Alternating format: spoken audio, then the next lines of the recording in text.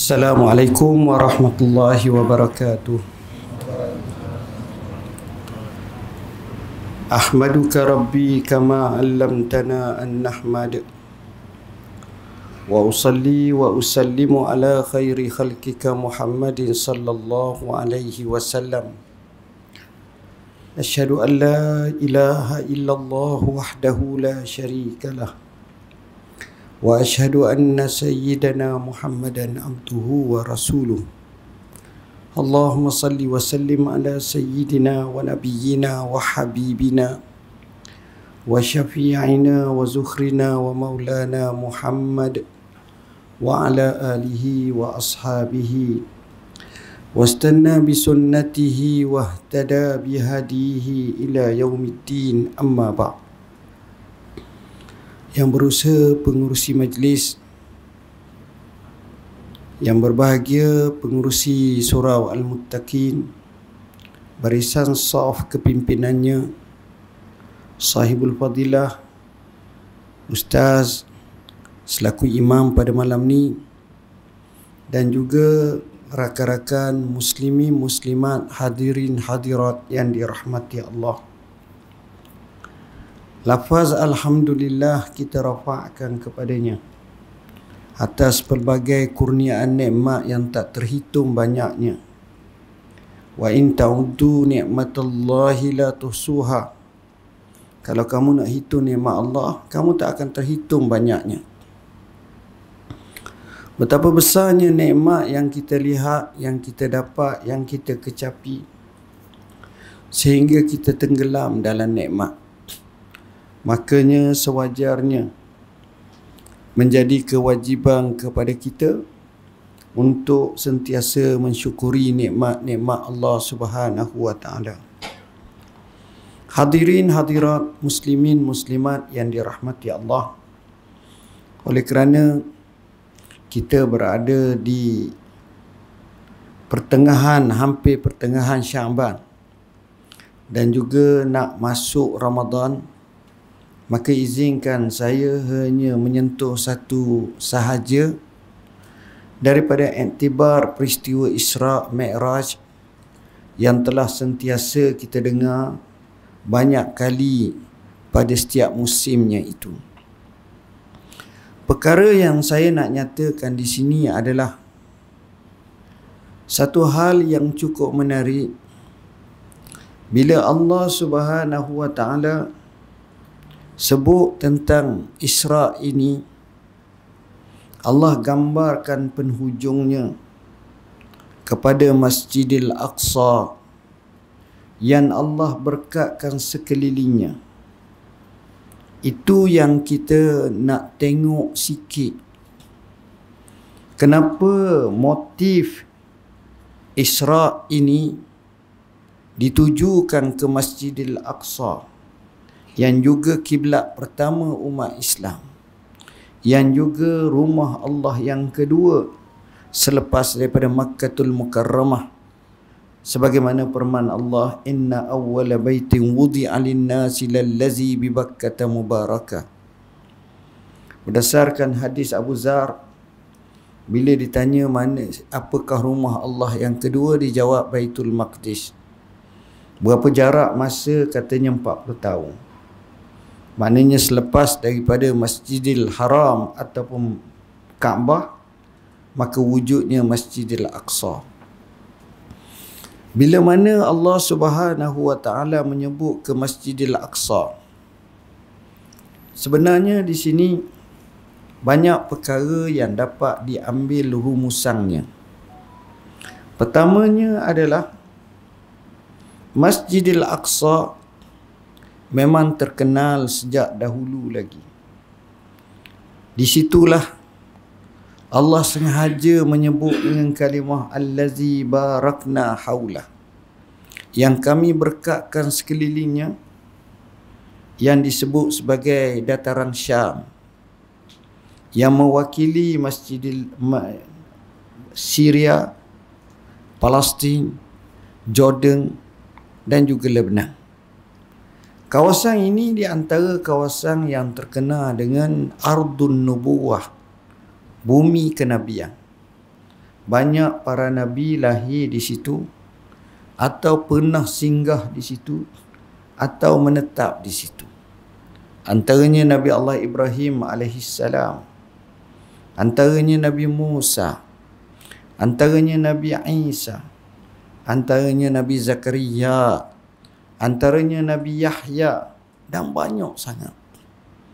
Maka keberkatan itu dilangsungkan lagi dengan sahabat-sahabat mula membuka negara tersebut dengan futuhat. Bagaimana Sayyidina Umar buka Palestin dengan mengambil daripada kunci yang diserahkan oleh Padri Agung mereka Safarianus. Begitu juga kita akan lihat bagaimana para sahabat radhiyallahu anhum yang cukup ramai berada di situ.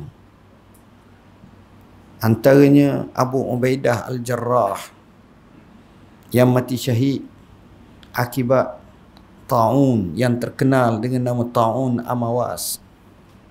Begitu juga kalau kita tengok Bilal bin Rabah Al-Habashi meninggal di Syam. Begitu juga dengan Ibban ataupun Abban, anak kepada Sayyidina Osman. Dan ramai lagi tuan-tuan. Jadinya keberkatan itu dilangsungkan lagi dengan zaman-zaman selepas daripada itu. Awliya Allah dan ramai orang-orang soleh duduk situ. Kalau tuan-tuan dengar nama Khalid bin Ma'dan, walaupun dia dianggap sebagai mukhadram, yakni hidup zaman Nabi tapi tak pernah bertemu dengan Rasulullah SAW, tapi beriman, orang soleh. Banyak kisah yang menarik baginya. Al-Imam Al-Auza'i yang digelar sebagai Faqihus Syam, kuburnya terletak di Lebanon, di satu jami' namanya Jami' Al-Auza'i, yang nama sebenarnya Abdurrahman Al-Auza'i, Soho, Syam. Al-Imam Nawawi yang menjadi rujukan utama mazhab Syafi'i, muhaddis yang terkenal Abu Syamah. Begitu juga dengan tokoh-tokoh yang lain. Imam Al-Ghazali, walaupun asal daripada Tus, pernah bertenggek dan menetap di Jami' Al-Umawi, berkhalwah, berada dalam satu tempoh yang tertentu. Nak ceritanya memang ramai, memang tak terbilang. Ibnu Asakir, pakar sejarah yang terkemuka. Allamah Ibnu Katsir yang juga menjadi mufassir, muarris dan muhaddis. Maknanya negeri mereka ni kaya dengan ulama-ulama, orang-orang soleh, orang-orang yang bertakwa. Sebab itu disebut berkah. Kitab-kitab Samawi pun dibaca di kawasan itu. Kita pun faham Nabi Isa, Nabi Musa walaupun daripada Mesir pernah pergi dan lari diri daripada gangguan Fir'aun. Allah selamatkannya. Maka semuanya itu menunjukkan berkat. Oleh kerana itu, kita akan lihat bumi-bumi seperti ini ada makna. Rasulullah sallallahu alaihi wasallam pergi di situ, maka di situ juga sebagai satu simbolik pertemuan Nabi dengan para rasul-rasul alaihi wassalatu wassalam, yang Nabi mengimami mereka. Seolah-olah Nabi telah ditetapkan sebagai Imamul Anbiya wal Mursalin atau Sayyidul Anbiya wal Mursalin. Masjidil Aqsa ini, sebagaimana yang kita lihat, seolah-olah memberi satu keyakinan kepada orang Islam dan kepada orang bukan Islam, betapa Masjidil Aqsa ini penting dan keabsahan kenabian Rasulullah SAW itu dizahirkan. Saya kisahkan dengan satu kisah yang masyhur yang diriwayatkan oleh Al-Imam Al-Bukhari dalam awalan hadis. Maksud awalan tu 1000 hadis ke bawah lah. Bila mana selesai perjanjian Hudaibiyah, Rasulullah sallallahu alaihi wasallam ni jenis manusia, dia tidak biarkan masa. Dia ambil peluang betul-betul. Dia sentiasa menyebarkan agama Allah dengan pelbagai cara. Antara cara yang dilakukan adalah menghantar utusan-utusan kepada Kisra, Maharaja Parsi, kepada Kaisar, Maharaja Rum, kepada Muqawqis di Mesir, kepada Najasyi di Ethiopia atau Habasyah, dan banyak lagi dia hantar. Mereka datang. Salah satunya ada orang kata dikirim Dihyah Al-Kalbi, ada kata orang lain dibawa surat Rasulullah sallallahu alaihi wasallam kepada Raja Rom yang dipanggil sebagai Herakla atau Hercules. Herakla ini bila dia terima, sebab Herakla ni tuan-tuan asalnya mereka ni duduk kat Syam. Tempat mereka sebenarnya situ Syam. Tapi bila mereka kalah dengan Yarmouk, kalah dengan Qadisiyah dan beberapa peperangan lain lah yang ke depan tu, mereka lari. Dan Raja Rom mengucapkan, salamun alaiki ya Suriah, salamun la liqa'a ba'dah. Selamat tinggal wahai bumi Suria, jangan harap kita bertemu. Terpaksa dia pergi sampai ke Konstantin atau Istanbul sekarang, bertapak pula di situ. Yang Nabi sebut dalam hadis, la tuftahunnal Qustantiniyatu fala ni'mal amiru amiruha wala ni'mal jaish zalikal jaish. Kota Konstantinopel pasti akan dibuka dan sebaik-baik pemerintah yang menyertai pembukaan dan juga sebaik-baik tentera yang menyertai pembukaan tersebut. Percubaan sejak zaman Abu Ayyub Al-Ansari, sahabat Nabi, tapi gagal. Sehingga berkali-kali. Sehinggalah sekitar tahun 800 Hijrah. Maka pada masa itulah Allah munculkan seorang yang saleh, pemuda yang luar biasa, iaitu Sultan Muhammad Al-Fatih. Dalam usia 21 atau 22 tahun dapat buka, ada kata selepas 9 kali percubaan.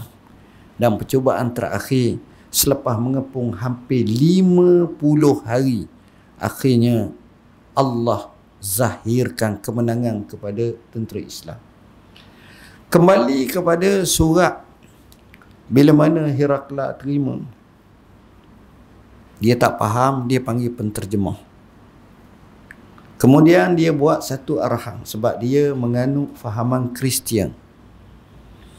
Dia buat satu arahan, mana ada orang sebangsa dengan penghantar surat ni, pengiring surat ni.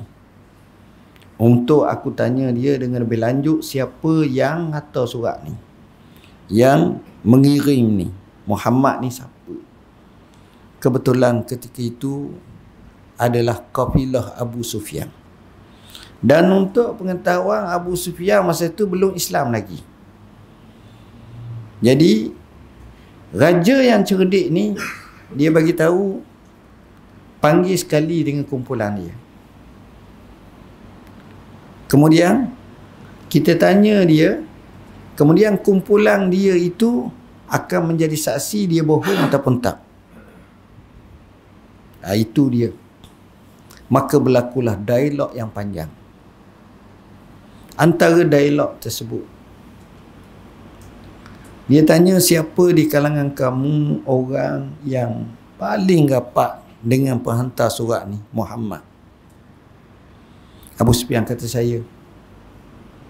Ialah sama-sama Quraisy. Dia tanya lagi beberapa soalan. Soalan yang pertama, Muhammad ni, dia keturunan diraja ataupun tak? Tak. Dia keturunan baik, mulia. Memang dia orang mulia. Dia, pengikut dia orang macam mana? Orang kaya, orang miskin, orang besar, orang bangsawan. Abu Sufyan menjawab, hampir kebanyakan pengikutnya adalah marahin. Orang miskin, orang macam kami tak ikut. Adalah seorang dua. Abu Bakar, begitu je lah, tak ramai. Oh. Dia tanya lagi, pengikutnya makin lama makin ramai ke makin sikit? Abu Sufyan jawab, inilah yang membimbangkan kami. Pengikutnya makin lama makin ramai.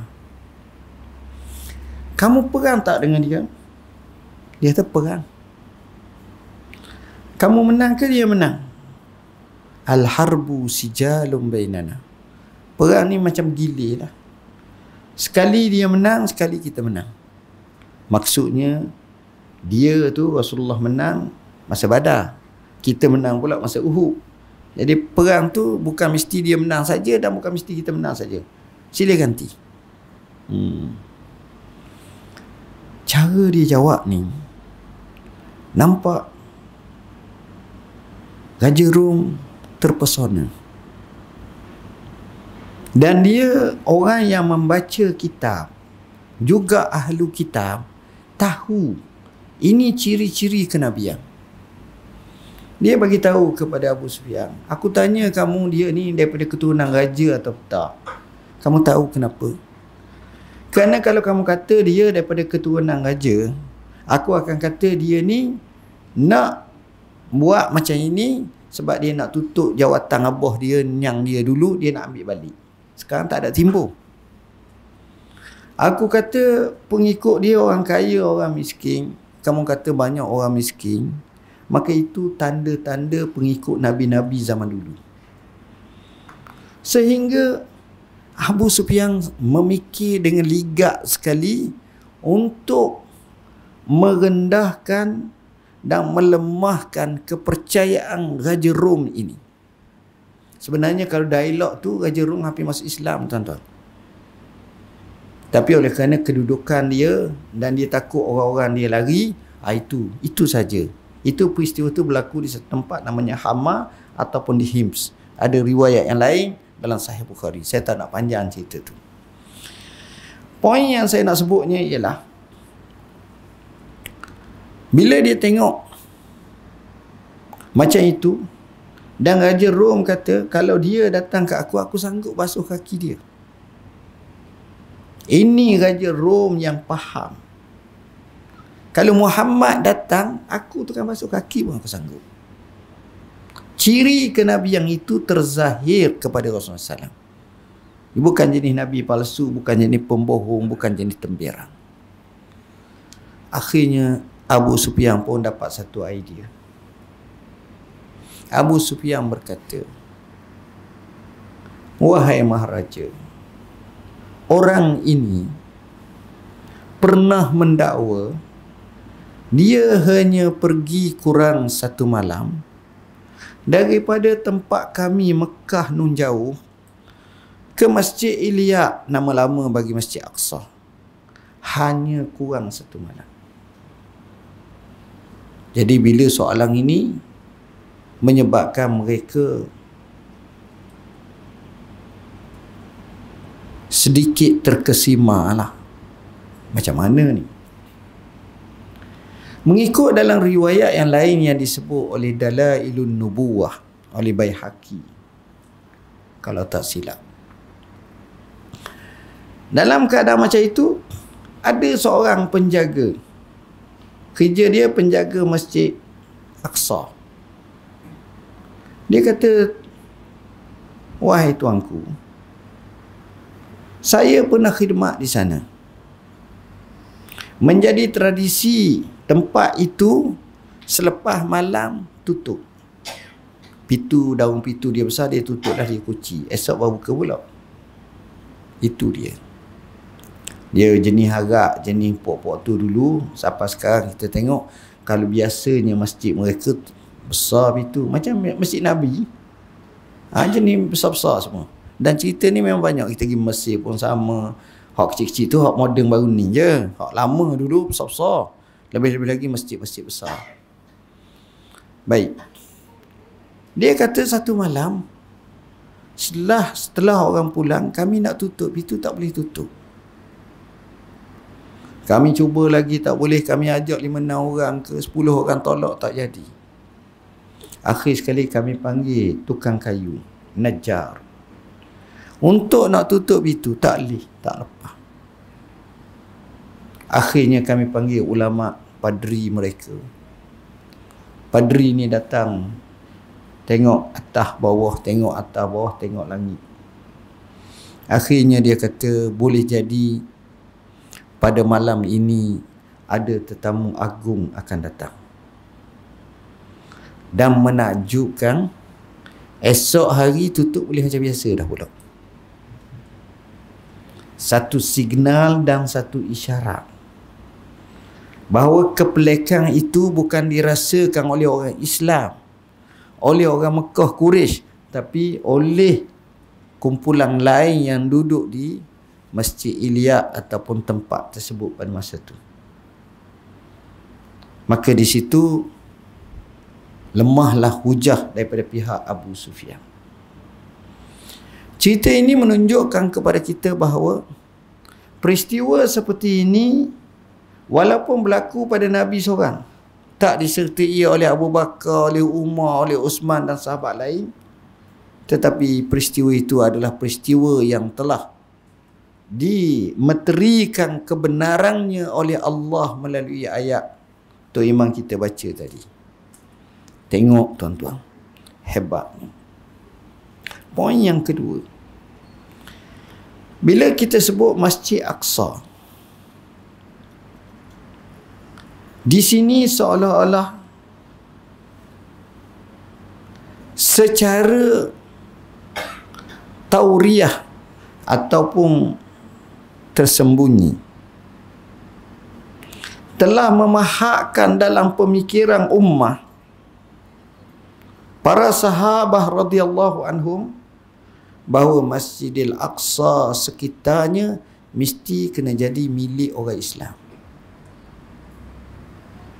Dan cerita selepas daripada itu, zaman Sayyidina Umar saja, setengah kata pada tahun 15 Hijrah, dibuka Baitul Maqdis. Tanggungjawab itu telah diambil alih oleh Sayyidina Umar dengan sesungguh-sungguhnya. Dan Sayyidina Umar beri ucapan bila boleh buka kota Baitul Maqdis secara salam, selamat, bukan perang. Hak ni serah, hak ni terima. Sayyidina Umar terpaksa bermusafir nun jauh daripada kota Madinah, gilir dengan kawannya, kata setengah namanya Aslam. Giliran nak sapa, giliran kawan dia, Sayyidina Umar kata tak apa, mu naik. Dia kata tak, kami nak bagi pada Amir. Tak, dia kata keadilan, mu naik. Orang confused, hak mana ambil ini, hak mana tu. Bila sampai tengok pula Khalifah Umar dengan bajunya bertampal, maka mereka kata, orang yang boleh buka dalam kitab kami kota Baitul Maqdis, orang yang persis macam orang ni, baju bertampal. Dia tak pakai coat, buh jaket ataupun baju jubah, abaya. Dah, Sayyidina Umar ni, luar biasa tuan-tuan. Ni depan kehebatan, tapi dia lagi izzah, mulia. Akhirnya dia menyampaikan ucapan, satu peringatan kalau kita boleh ingat, kita boleh ambil, kita boleh junjung dalam hidup kita adalah amat baik. Nahnu qaumun a'azzanallahu bil Islam, famahma ibtaghainal izza bighairi ma a'azzanallah azallanallah. Rawahul Hakim wa ghairu. Kita ni kaum yang Allah mulia dengan Islam. Kalau kita cari kemuliaan lain, kita tak temu kemuliaan. Bahkan Allah hina kita. Banyak orang dia merasakan Islam ni sampingan dan picisan saja. Akhirnya dia hina.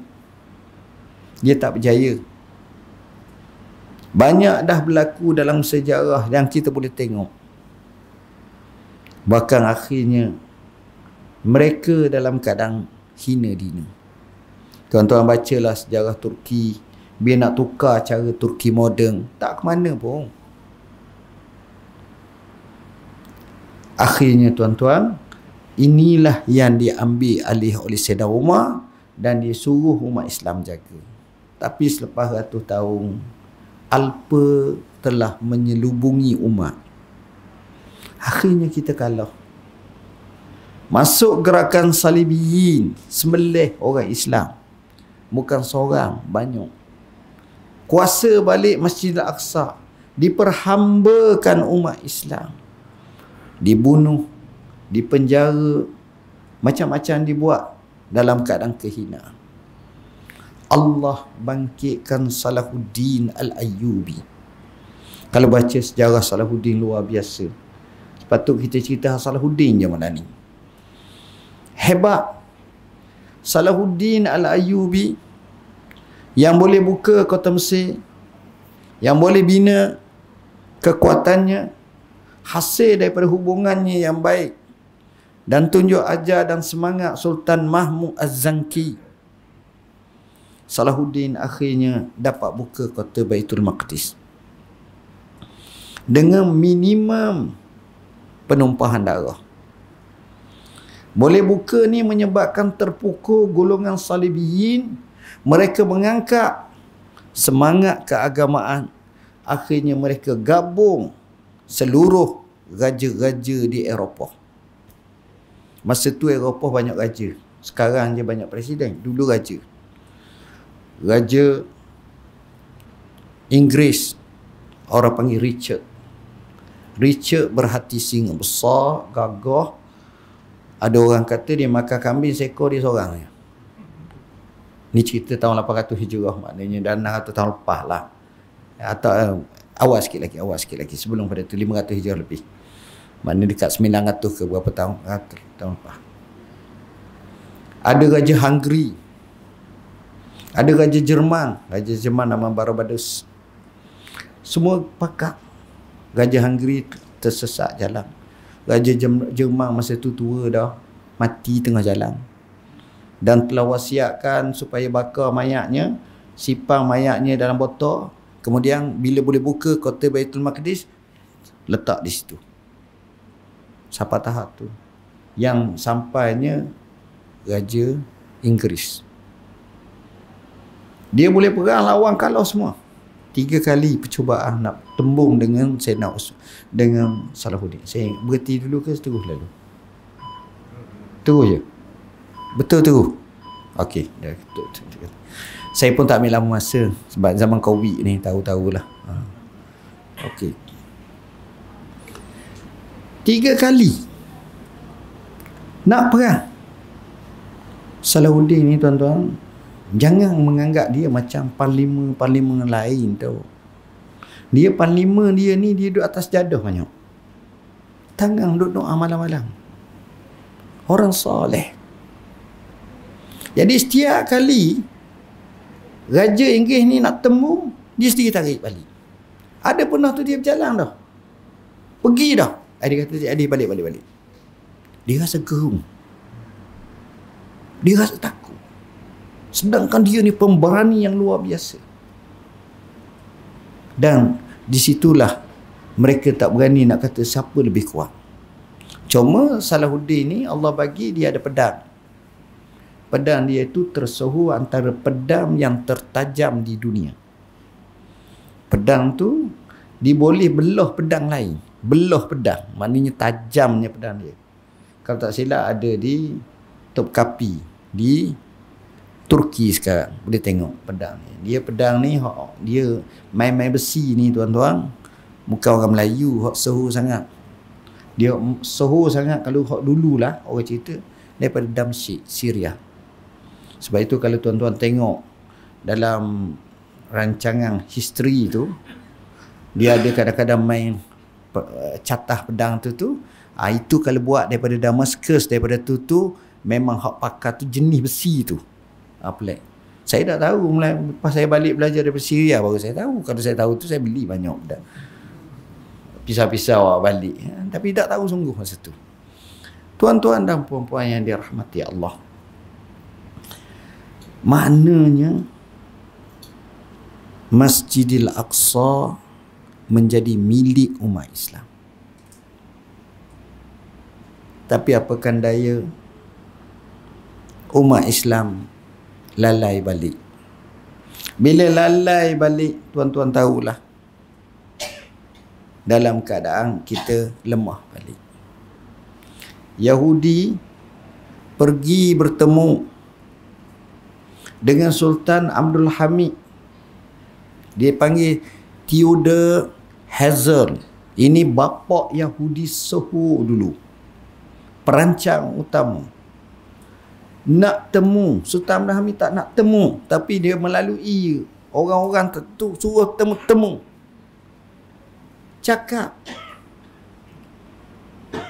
wahai tuanku, kalau tuanku nak, kita nak beli 20 juta pound sterling, dan kita boleh tanggung mizaniyah ataupun belanjawan kerajaan Turki yang digelar sebagai orang sakit Eropah. Turki lemas masa tu. Pada masa itu dia ambang Perang Dunia Pertama. Letih. Sanggup nak beli, dan sanggup bagi pula duit saku dengan jumlah yang besar. Sultan cukup marah. Halau.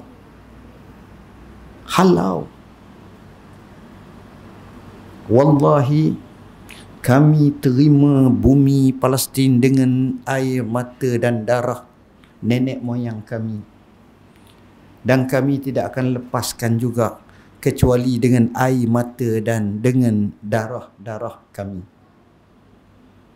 Sampai tahap tu, akhirnya mereka buat rumusan. Yang ini kena matikan dia, kena bunuh dia, kena gugurkan dia, kena buat macam-macam. Maka timbullah gerakan pembaharuan Turki. Yang itu tuan-tuan boleh baca sejarah. Nak ceritanya umat Islam tahan.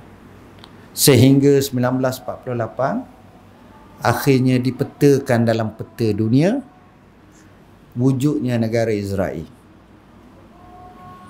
Bila wujudnya negara ini, tuan-tuan tahu orang Islam cukup lemah. Cuba nak lawan, kalah. Cuba nak lawan, kalah. Sampai kepada Golda Meir yang pernah menjadi Menteri Pertahanan atau Perdana Menteri. Dia serang kampung Arab sekeliling. Malam tu dia tak boleh tidur. Dia takut orang-orang tentera-tentera Arab seluruhnya bergabung pergi serang. Tuan-tuan tahu, akhirnya orang Arab tak buat apa. Pagi esok dengan senyum, dia kata, okey, sebenarnya Arab sedang tidur, tak masalah. Masalah sesensitif macam tu pun dia tak kisah. Jadi akhirnya bumi negara Arab, bumi Palestin terjajah. Kesian tuan-tuan. Kalau kita tengok hakikat, kita boleh pergi semayang. Kita boleh pergi semayang, kita boleh dapat visa pas sementara, kita boleh semayang dalam, tapi dikuasai oleh golongan yang lain. Rugi. Syekh Al-Azhar, Allamah Syekh Dr. Ahmad Tayyib, sekitar 2019, bila berlaku serangan berdarah kepada bumi Palestin, telah memanggil perhimpunan antarabangsa mengejut. Saya pergi. Saya ingat saya dapat jemputan, saya pergi. Masa pergi tu ramai berucap. Yahudi pun ada. Yahudi ni ada juga aliran hak tak sama dengan ini ni. Hak Zionis ni Yahudi. Ada satu puak. Saya ingat saya ambil gambar, kata saya Yahudi juga pula dah. Tapi Syekh Azhar adanya. Dia jepuknya. Tapi ni bukan Yahudi hak yang Yahudi hak. Ni banyak pihak. Akhirnya semua sekata buat resolusi. Salah satu resolusinya adalah menjadikan Silibus di sekolah-sekolah daripada rendah menengah lagi, subjek Palestin ini, Baitul Maqdis ni masuk dalam silibus. Dan Azhar memulakannya. Ini kenyataan tegas. Dibuat. Kemudian kita panggil Daulah Palestin. Kita dalam istilah ni kita tak panggil, dia panggil munazzamah apa benda gitu je. Tapi di isytihar dia declare. Maknanya bumi Palestin adalah satu bumi yang perlu untuk orang Islam tengok. Perkara ini tuan-tuan, riak-riak tu nampak. Ada orang Palestin mari ke Amba, masa tu Amba jadi mufti lah. Masa tu mereka buat satu giliran semayang subuh berjemaah di Palestin, di Masjid Aqsa. Mereka kerah. Umpamanya sekarang ni daripada kampung ni, kawasan ni mari turun semayang. Jadi Masjidil Aqsa tu penuh orang semayang. Dia takut tuan-tuan. Lepas tu daripada kampung ni pula mari pula penuh tiap-tiap pagi semayang subuh. Gerung. Akhirnya mereka buat sekat. Tak boleh. Sampai tahap tu. Umur kan nak masuk, umur berapa ni adalah teruk jaga Masjid Al-Aqsa. Dan banyaklah resolusi dalam sejarah PBB, sebagaimana yang saya dengar, dalam sejarah PBB, antara resolusi yang terbanyak yang dikemukakan dan dikeluarkan adalah resolusi berkenaan dengan Palestin. Tapi tak ada pun yang dilaksanakan. Sejarah menunjukkan macam tu. Ini dikatakan oleh Presiden. Kalau tak silap 200 berapa dah tahu. Dah dia sekarang bukan 4 tahun sekali. Kadang-kadang 4 kali setahun. Pokok ni. Ada peristiwa baru ni, peristiwa ni ada juga berlaku. Begitulah keadaan. Dan mereka luar biasa tuan-tuan. Mereka menguasai. Kadang-kadang kita ni lemah. Sudut mikir lemah. Saya ingat saya baca pandangan mufakir Islami yang terkenal, Syekh Muhammad Al-Ghazali, kalau tak silap. Ataupun mungkin orang lain lah. Ada satu demonstrasi di Amerika. Sebab orang-orang Arab ni ramai di Amerika. Untuk menentang Yahudi. Untuk menentang Israel. Jadi mereka buat demonstrasi. Ni orang Islam ni. Banyaklah gabung daripada Palestin, daripada hak mana-mana yang dipanggil lajik siasi ataupun mereka yang duduk situ. Okay. Kemudian dia masuk ke satu kedai Yahudi. Masuk tanya orang kedai tu, boleh tak nak beli bendera Palestin? Sebab nak akad, nak demonstrasi kena ada bendera akad.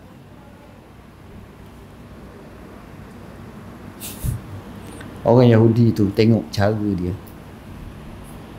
Dia kata, kami tak jual bendera Palestin. Jadi boleh tak saya cadang kat awak? Tengok Yahudi bijak. Awak beli bendera-bendera Israel ni, beli banyak-banyak. Lepas tu awak bakar. Dengan minyak-minyak pun ada, boleh beli. Awak beli banyak. Kita tukang beli. Lepas tu kita tukang tepik. Lepas tu kita tukang bakar. Lepas tu kita tukang pijak. Silap-silap pijak. Kena ke stoken kita. Kena ke macam kita.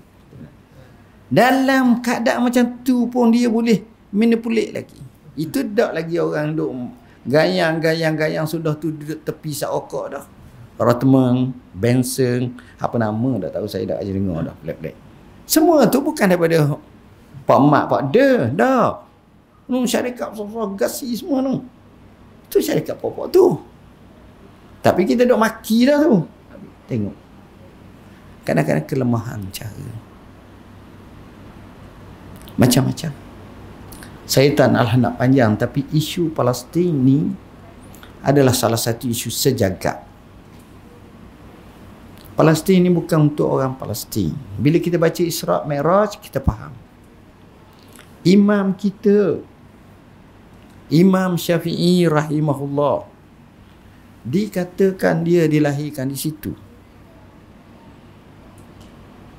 Dikatakan. Dan dia sebenarnya situ pun ada puak-puak yang dipanggil sebagai puak-puak yang duduk situ tu orang-orang daripada Quraisy ke apa ke. Maknanya kedekatan hubungan tu memang cukup akrab. Cukup akrab. Dan orang Yahudi ni cerdik, tuan-tuan. Dia sekarang ni kat 40, 50, 60 tahun lepas dah. Bila dia dapat kuasa jajah, dia tanam satu pokok. Nama pokok tu Gharqa. Nama pokok apa? Gharqa. Pokok Gharqa. Pokok Gharqa ni tumbuh kat di Madinah. Kalau siapa dia pergi Madinah buat umrah, mutawif bawa tu ziarah tu, kata saya nak tengok pokok Gharqa sekali. Dia tunjuk. Dan pokok Gharqa ni banyak asalnya berada di Bakek. Bakek ni tempat orang tanang orang mati, orang Islam dulu. Sebab itu dalam Arab, dalam zaman dulu dia panggil apa? Baqi' al-Gharqa. Baqi' al-Gharqa.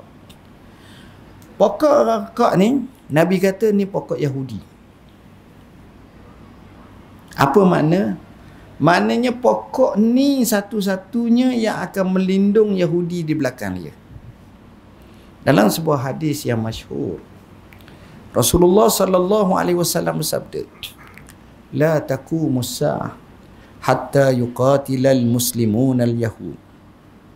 Hatta yakhtabi al-yahud wara al-hajar wasyajar illa syajata raqa fa innaha syajarata yahudiyyah." Begitulah lebih kurang. Faqala al-hajar wasyajaru ya Abdullah ya Muslim, haza yahudiyyun wara'i faqtulhu. Masyhur hadis ni. Tak berlaku kiamat sehingga orang Islam dapat memerangi orang Yahudi. Sekarang orang Yahudi perang orang Islam. Kita ni defend je. Akhir zaman orang Islam pergi perang orang Yahudi. Sehingga mereka terpaksa bersembunyi di belakang batu, di belakang pokok. Dan pokok ni Allah bagi boleh bercakap. Batu ni Allah jadi boleh bercakap. Dan berkata, hei orang Islam, hei hamba Allah, Yahudi ada belakang aku, bunuh dia. Kecuali satu pokok namanya pokok Gharqa. Bila dengar macam itu, ni hadis, saya ingat kita belajar dulu masa di Madinah Munawwarah dalam bab Asyratus Sa'ah. Seorang Palestin bangkit, sahabat kami daripada Palestin. Dia kata, Tuan Guru, sebenarnya apa yang saya tengok sekarang di tempat saya, memang mereka tanam pokok tu banyak. Maknanya pokok tu percaya kepada hadis Nabi SAW. Tapi kita tak payahlah tanam pokok tu di rumah kita pula. Tanam pokok pelang boleh lah. Nak tanam pokok bidara, sider, itu mungkinlah untuk mandi mayat dan seumpamanya. Jadi di situ kita faham isu ni Allah nak sedarkan kita setiap kali kita sambut Ramadan, sambut Rejab, sambut Isra' Mi'raj. Tok Imam baca, Allah hanya sebut satu ayat saja Isra'. Lepas tu semua kisah Bani Israel. La tufsidunna fil ardi marrataini wa la ta'lunna uluwan kabira. Ayat ini, tafsir ini panjang, saya pernah ulas dulu. Yang terbaik dikemukakan oleh Allamah Al-Mufassir wa wahidu zamani wa faridu asri, Al-Syekh Muhammad Mitwalli Sya'rawi. Cukup menarik. Dengan kenyataannya bahawa satu masa nanti dia akan ditimpa sekali lagi bala di akhir zaman nanti, Yahudi akan terpukul. Ucapan dia dalam tafsir itu menyebabkan kerajaan Yahudi minta dengan Presiden Mesir pada masa itu bernama Anwar Sadat, jangan sia hak tu. Siapa berapa puluh tahun tak boleh siar. Sebab tahu ni bahaya, sebab Yahudi takut. Sentimen. Itulah hebatnya. Jadi saya tak nak panjang hal ni, sekadar nak sebut kalau Ramadan nanti, maka kita kena buat persediaan. Persediaan Ramadan ni yang paling pertama sekali, kita kena belajar fiqhus siyam. Kita kena belajar fiqh Ramadan. Kerana bila kita belajar fiqh Ramadan, fiqh siyam, fiqh puasa, supaya kita boleh buat dengan sebaik mungkin. Kedua, kita juga nak ambil tahu tentang fadilat-fadilat. Kerana bulan Ramadan ni kaya dengan fadilat. Seolah-olah anugerah Tuhan yang disebut sebagai mausimul khairat. Maka kita ambil peluang. Fadilat puasa, fadilat orang yang berpuasa, fadilat orang yang memberi makan orang berpuasa, fadilat buka puasa awal, fadilat bersahur, fadilat baca Quran. Macam-macam banyak yang kita boleh tengok. Semuanya itu menyebabkan kita merasakan bahawa bulan Ramadan ini bulan penuh dengan kurniaan pahalaan daripada Allah kalau kita guna dengan sebaiknya. Dan kita kena banyak doa pada bulan Ramadan. Kerana bulan Ramadan juga doanya mustajab. Da'watul saim la turab. Doa orang berpuasa tak akan ditolak. Dan doa orang puasa ini antara doa yang dimakbulkan oleh Allah. Jadi kita juga boleh lakukan. Dan seterusnya pada bulan Ramadan, kita hendaklah sembahyang tarawih.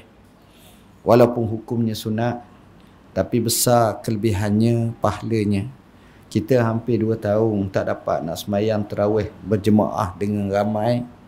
Jadi kalaulah dijadikan bermula April ni dan dapat keizinan pihak berkuasa agama negeri di negeri mengikut ini, kita boleh sembahyang. InsyaAllah ini merupakan satu rahmat yang besar kepada kita. Saya merasakan sekadar itulah untuk saya ceramah pada malam ni. Sedar-sedar pun dekat pukul 9 dah. Jadi saya tak boleh nak panjang sangat dengan suasana pandemik dan endemik ni. Cuma buku-buku kami banyaklah. Ma'rifah Rasulullah SAW, boleh tengoklah isu-isunya. Tip hafazan Quran khususnya bulan Ramadan boleh kita ambil. Nota untuk anakku, nasihat untuk kita dapatkan macam-macam lah dari sudut anak-anak kita. Masa pelihara lah. Ini buku yang paling saya sayang berkenaan dengan time management, quality times. Begitu juga dengan Dajjal. Dajjal ni kena tengok tuan-tuan macam mana orang dah sebut fitnah akhir zaman. Dan inilah doa aku. Ini buku yang kalau kita boleh amalkan. Dan yang saya sebut fiqh Ramadan ni banyak sahabat saya karang, tapi cukup menarik isu-isunya yang mungkin boleh kita fahami tentang Ramadan Al-Mubarak. Akhir kalam saya mohon maaf sekali lagi, bahasa yang saya guna mungkin tak sesuai dengan khalayak sini. Bismillahirrahmanirrahim. Allahumma ballighna Ramadan, Allahumma ballighna Ramadan, Allahumma ballighna Ramadan. Allahumma فقهنا في الدين علمنا التأويل اللهم اجعلنا من الذين يستمعون القول فيتبعون أحسنه وصلى الله على سيدنا محمد وعلى آله وصحبه وسلم والحمد لله رب العالمين والسلام عليكم ورحمة الله وبركاته.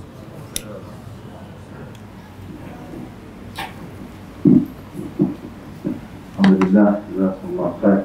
Ucapkan kepada Yang Berhormat Datuk mana dapat memberikan satu kupasan dan saya rasa